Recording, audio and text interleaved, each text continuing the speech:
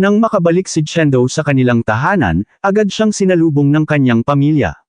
Dahil sa kanyang tagumpay sa kompetisyon, naghanda ang kanyang mga magulang ng iba't ibang masasarap na pagkain upang ipagdiwang ang kanyang pagkapanalo. Masaya ang buong pamilya habang sabay-sabay silang nagsasalo sa hapagkainan. Tuwang-tuwa ang kanyang ama dahil nagawa niyang maiuwi ang kampyonato para sa Liang City. Hindi nito maitago ang pagmamalaki habang paulit-ulit siyang binabati. Binati rin siya ng kanyang ina at sinabing alam nitong malayo ang mararating niya balang araw. Maging ang kanyang nakababatang kapatid na babae ay hindi pa rin makapaniwala sa kanyang tagumpay. Hanggang ngayon ay tila hindi pa rin ito lubos maisip na ang kanyang kuya ang naging kampyon sa isang napakalaking paligsahan. Dahil sa kanyang pagkapanalo, mabilis na kumalat ang balita sa buong Liang City. Maraming tao ang pinag-uusapan ng kanyang pangalan at ang naging laban niya sa torneo. Ang kanyang tagumpay bilang kampyon ay nagdulot ng napakalaking sensasyon sa buong lungsod. Nakangiting sinabi ni Chendo na napakalaki ng nakuha niyang premyong salapi sa pagkakataong ito. Dahil dito, hindi na raw kailangang mag-alala pa ng kanilang pamilya tungkol sa pera sa mga susunod na panahon. Matagal na rin nilang pinagdaanan ang iba't ibang problema sa buhay kaya masaya siyang nakatulong siya sa kanyang pamilya sa ganitong paraan. Nang marinig iyon ng kanyang mga magulang, lalo silang natuwa.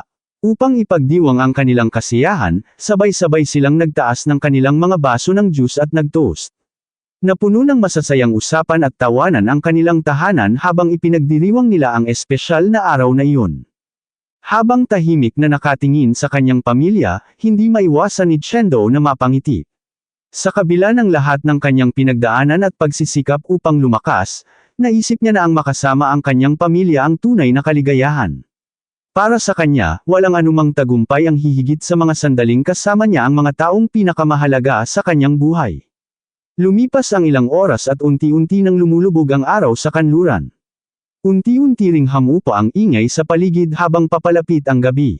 Sa mga oras na iyon ay naglalakad si Chendo kasama ang kanyang kapatid na babae sa labas ng kanilang bahay. Habang magkatabing naglalakad, naalala ni Chendo ang isang bagay kaya nagtanong siya kung bakit bigla itong nagdesisyong tumira sa paaralan. Hindi naman ito dati ganoon kaya nagtataka siya kung ano ang dahilan ng kanyang kapatid. Sumagot ang kanyang kapatid na babae na syempre ay para makapagsanay siya ng mabuti at lalo pang lumakas, katulad ng kanyang kuya. Ayaw raw nitong maging tamad at nais din itong magkaroon ng sapat na lakas upang makasabay sa iba. Dagdag pa nito, totoong magkapatid sila sa dugo kaya hindi siya papayag na mapahiya ang kanilang pamilya.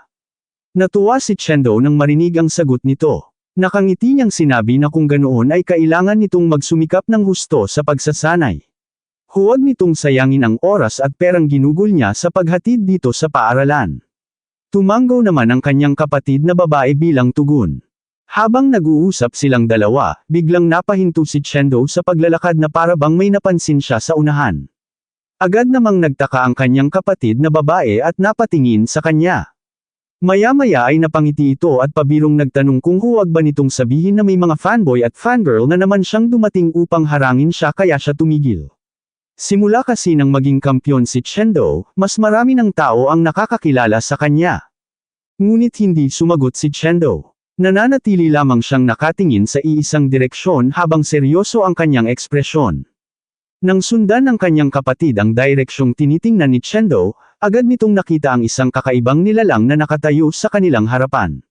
Sa isang iglap ay nawala ang biro sa kanyang mukha. Napapalibutan ng nilalang na iyon ng lilang enerhiya na patuloy na umaagos mula sa katawan nito. Ang enerhiyang iyon ay tila nagbibigay ng kakaibang pakiramdam sa paligid. Agad naman itong nakilala ni Chendo bilang isang silver demon. Bahagyang kumunat ang kanyang noo habang nakatingin dito. Nagtaka siya kung paano ito nakarating sa lugar na iyon. Paano nakapasok ang isang halimaw sa mismong mga kalsada ng lungsod. Dahil sa pagkalito, agad siyang napatingin sa kanyang bracelet. Iniisip niya na wala namang invasion alarm na tumunog. Kung mayroon mang pag-atake ng mga halimaw, dapat ay matagal nang nagbigay ng babala ang sistema ng lungsod. Kung ganoon, imposibleng bumagsak na ang Liang City nang hindi nila nalalaman. Kasabay nito, may isa pang posibilidad na pumasok sa kanyang isip. Posibleng may mga halimaw na matagal nang nagtatago sa loob ng lungsod at ngayon lamang nagpakita ng kanilang mga sarili. Habang iniisip niya iyon, biglang nagbago ang kilos ng Silver Demon. Nang maghanda itong umatake, agad itong nagpakawala ng napakalakas na aura. Kumalat ang mabigat na pressure sa paligid na tila nagpapabigat sa hangin. Kaagad na nabahala si Chendo nang maramdaman niya ang lakas nito. Mula sa kanyang pagtatansya, nasa antas ito ng 8 bars life intensity. Hindi yun kalabang maaaring maliitin. Dahil dito, wala siyang kahit katiting na pag-aatubili. Agad niyang itinulak ang kanyang kapatid na babae palayo sa kanyang likuran at malakas na sinigawang tumakbo. Nagulat man ang kanyang kapatid, mabilis itong nakabawi at nagsimulang umatras. Sa mismong sandaling iyon, kumilos ang Silver Demon ng napakabilis patungo kay Chendo. Halos hindi makita ng ordinaryong tao ang galaw nito. Agad na nakaramdam si Chendo ng matinding panlalamig at takot. Ang bilis at pressure na ibinibigay ng halimaw ay higit na mas mabigat kaysa sa inaasahan niya. Makalipas ang ilang sandali, patuloy siyang tumatakbo habang sinusubukang makalayo at makahanap ng paraan upang harapin ang sitwasyon. Mabilis niyang pinag-aganya ang kanyang isip upang makaisip ng solusyon. Napamura siya sa kanyang isipan nang maalala niyang naiwan niya ang kanyang espada sa bahay. Dahil naglalakad lamang sila ng kanyang kapatid, hindi niya naisip na kakailanganin niya iyon. Ngayon ay wala siyang maayos na sandata upang labanan ang isang Silver Demon na may 8 bars life intensity. Mariin niyang ikinuyom ang kanyang kamao habang patuloy na tumatakbo. Alam niyang hindi siya maaaring magkamali kahit isang beses lamang. Kailangan niyang makahanap ng anumang sandatang magagamit. Habang mabilis na tumatakbo, patuloy na naghanap si Chendo ng anumang bagay na maaari niyang magamit bilang sandata. Hindi siya maaaring humarap sa isang Silver Demon nang walang kahit anong panlaban. Habang mabilis na umiikot ang kanyang paningin sa paligid, napansin niya ang isang bakal na nakatusok sa lupa sa gilid ng kalsada. Wala na siyang panahon upang magdalawang isip. Agad niya itong dinampot at mahigpit na hinawakan. Bagamat malayo ito sa isang tunay na espada, napagpasyahan niyang iyon na lamang ang gagamitin niya sa ngayon. Pagkatapos ay humarap siya sa halimaw habang unti-unting naglalabas ng asul na enerhiya sa kanyang buong katawan. Mabilis na umikot ang enerhiya sa kanyang mga meridian habang tumitindi ang kanyang aura. Itinuon niya ang lahat ng kanyang atensyon sa Silver Demon at naghanda para sa susunod na pag-atake nito. Sa sandaling iyon, naghanda na rin ang Silver Demon na magpakawala ng napakalakas na suntok. Bahagyang bumaba ang katawan nito habang iniipon ang lakas sa kanang kamao. Maging ang hangin sa paligid ay tila naapektuhan ng mabigat na pressure na nagmumula rito. Kasabay nito, biglang pumikit si Chendo. Bago pa man siya tamaan ng pag-atake, agad siyang dumilat at ginamit ang Flowing Light Sword Art, Breeze in the Forest. Sa isang mabilis na galaw, nagsagawa siya ng pasalubong na atake gamit ang bakal na kanyang hawak. Nagbanggaan ang dalawang pag-atake. Isang malakas na pagsabog ang agad na sumabog sa kamay ng Silver Demon. Kumalat ang shockwave sa paligid habang bahagyang napaatras ang halimaw dahil sa impact. Ngunit sa halip na matuwa, nainis si Chendo nang mapagtanto ang isang problema. Walang sapat na flexibility ang bakal na kanyang hawak. Dahil dito, hindi niya ganap na may seguwa ang tamang stance ng kanyang teknik. Maraming bahagi ng galaw ang napipilitan niyang baguhin upang umayon sa pansamantalang sandata. Kung tunay na espada sana ang gamit niya, mas malakas pa sana ang naging epekto ng kanyang atake. Hindi nagtagal ay muling umatake ang Silver Demon. Nagpakawala ito ng isa pang napakalakas na suntok na mas mabagsik kaysa sa nauna. Wala nang oras si Chendo upang umiwas kaya agad niyang itinaas ang kanyang mga braso upang salagin ang pag-atake. Dama po ang mabigat na puwersa sa kanyang katawan.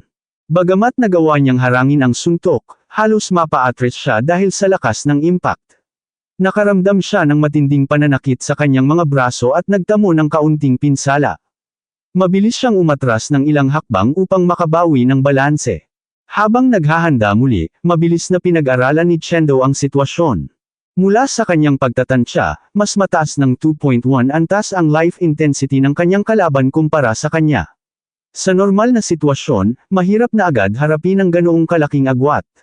Mas lalo pa ngayong wala siyang maayos na sandata. Kung wala siyang tunay na espada, imposibleng matalo niya ang halimaw sa isang direktang labanan. Ang tanging magagawa niya ay maghanap ng pagkakataong makatakas.